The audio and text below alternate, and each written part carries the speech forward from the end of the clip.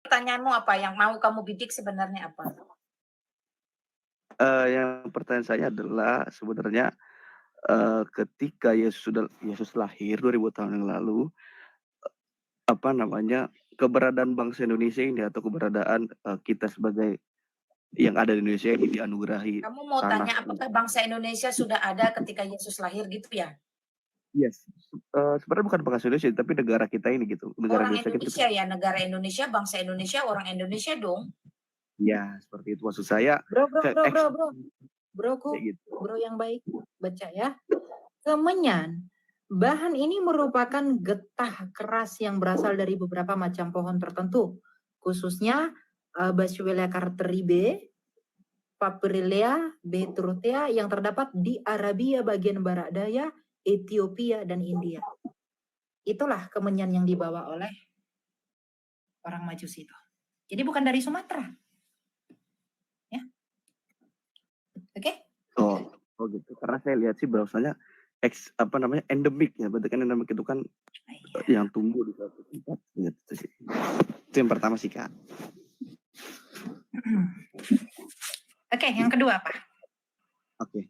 Kalau yang kedua saya mau menanyakan tentang Yesus itu sendiri. Jadi saat dia disalibkan, kan dia bilang ya, Eloi Eloi lama sabachthani. Kalau saya nggak salah, saya pernah belajar sedikit, pernah mendengar, artinya Allahku, Allahku, kenapa engkau meninggalkan aku? Berarti kan selama ini sebelum dia disalibkan, artinya Allah atau Bapa akan ada bersama dia terus. Nah, pertanyaan saya, kenapa waktu dia mau disalibkan, dia ditinggalkan oleh Bapaknya? Itu sih. Yesus itu menyebutkan tani, itu bukan karena dia merasa terpisah dengan Bapaknya, bro. Dia satu dengan Bapaknya. Karena dia firman Bapa. Eli Eli lama sabachthani yang berarti Allahku, Allahku, mengapa engkau meninggalkanku? Itu untuk menggenapi Mazmur 22. Ayilet Hasyakar tadi. Bahwa sang Mesias itu harus mengucapkan Eli Eli lama sabachthani untuk menggenapi Yesaya 53 bahwa hamba Tuhan itu harus menderita. Jadi kamu jangan berpikir ketika Yesus mengucapkan Eli Eli lama sabachthani relasinya dengan sang Bapa itu putus, tidak. Sang Bapa itu melihat dia dari atas, melihat ketaatannya yang sempurna sebagai manusia. Kepada siapa? Kehendak Bapa. Jadi ketika kita baca ya Mazmur 22 ya. Ini ada hubungannya dengan Yesaya 53. Bahwa hamba Tuhan yang menderita yang dinubuatkan Nabi Yesaya itu akan mengumandangkan Yesaya 20 Mazmur 22 ayat 1 ini. Nih. Allahku, mengapa kau tinggalkan aku? Allahku, Allahku, mengapa engkau meninggalkan aku? Jadi kalau Yesus tidak mengucapkan Allahku, Allahku, mengapa engkau meninggalkanku? Atau kalau Yesus tidak mengucapkan Eli Eli lama sabachthani, dia bukanlah Mesias yang sejati yang dinubuatkan oleh Raja Daud dari Yehuda. Tapi karena dia mengucapkan itu, maka di bagian akhir dia berkata apa? Tetelestai, sudah selesai. Ketika itu sudah selesai artinya apa? Semua nubuatan itu sudah berakhir. Karena dialah hamba Tuhan yang menderita yang dinubuatkan itu. Dan dia pula yang mengucapkan Eli Eli lama sabachthani di dalam nubuatan Nabi Yesaya bahwa dia harus menderita. Jadi jangan ditafsirkan Allahku, Allahku, berarti sang Bapa itu terpisah dengan Yesus. Firmannya tidak bisa terpisah dengan pemilik firman. Bagaimana mungkin kamu bisa terpisah dengan logosmu sendiri? Gitulah kita ya. Oh jadi maksudnya ketika dia mengucapkan itu, dia tetap bersama Bapaknya. Karena ketika saya secara harfiah ya, saya mengerti secara sejarah ataupun arti-arti lain, ya saya menangkap bahwasanya dia terpisah gitu. Jadi ketika dia mau disalibkan karena dia menebus dosa manusia, dan dia di situ penuh dosa, jadi dia ditinggalkan oleh Bapaknya. Karena Bapak adalah pribadi yang suci seperti itu. Dia menjadi manusia tidak kehilangan kodrat ilahinya, bro. Kan di dalam Filipi 2 dikatakan bahwa ia yang mati dalam keadaannya sebagai manusia. Keilahian itu tidak mati. Bagaimana mungkin keilahian mati? Gitu maksudnya. Jadi yang tidak terpisah dengan sang Bapa adalah relasi kodrati sang firman itu dengan Bapa pemilik firman itu. Itu tidak mungkin terpisah dia dengan logosnya. Makanya kemarin ada yang naik ke room saya.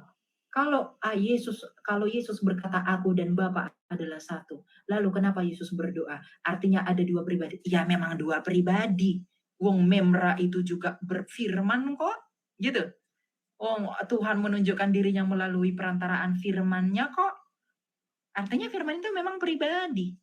Nah, makanya logosnya Bapa tidak mungkin lepas dari Bapa.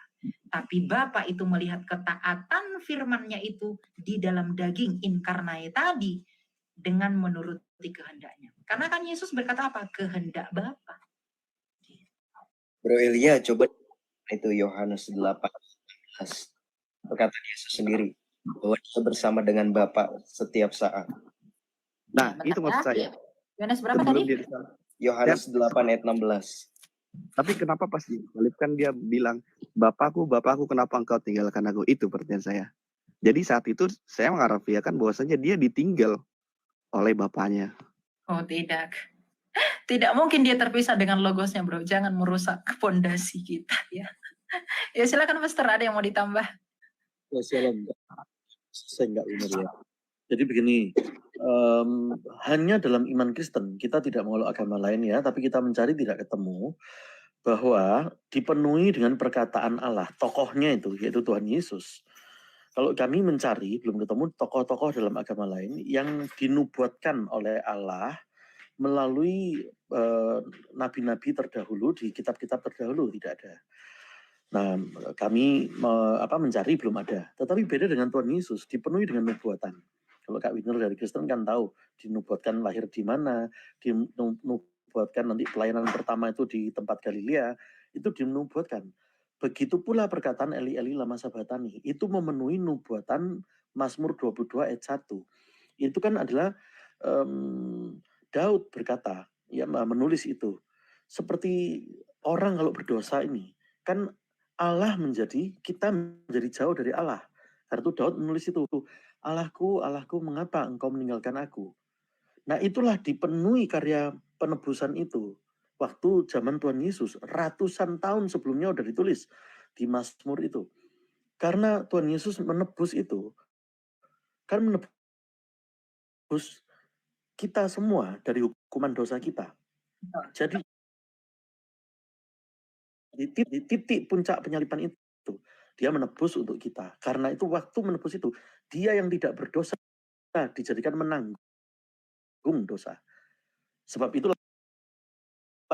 orang yang berdosa harus berteriak demikian. Kenapa engkau meninggalkan aku? Allah. Itu artinya. Jadi bukan karena benar-benar Yesus terpisah dari Allah, tidak. Tapi untuk memenuhi, ini loh. Kalau kamu di puncak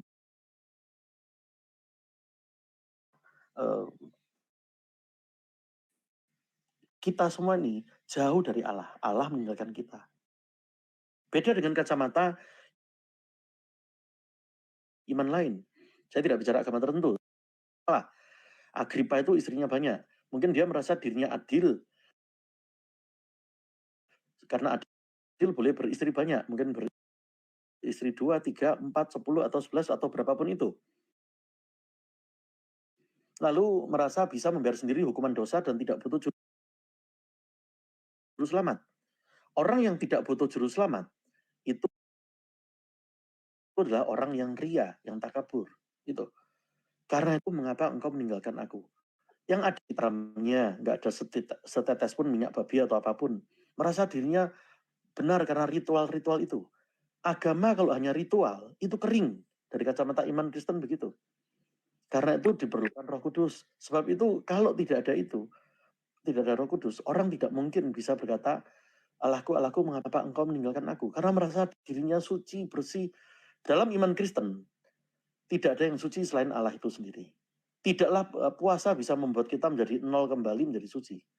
Tidaklah manusia karena amal pahalanya lalu merasa bisa naik di hadapan Allah untuk membayar sendiri. Allah, minggir engkau. Aku tidak butuh juru selamat kayak orang Kristen saja. Aku bayar sendiri hukuman dosaku. Aku yang berbuat, aku bayar sendiri. Aku adil kok Allah. Karena aku adil, maka aku boleh beristri 2, 10, 11, 4, atau berapapun itu. Itu bukan Ini saya tidak bicara agama lainnya, tapi hal-hal itu dilakukan oleh Caligula, dilakukan oleh Agripa. Itu. Sebab itulah ada perkataan Allahku, Allahku, mengapa engkau meninggalkan aku? Karena memenuhi pernyataan tersebut, nubuatan itu. Demikian, Winner. Ya kira-kira begitu ya Pak Winner ya. Terima kasih. Oke.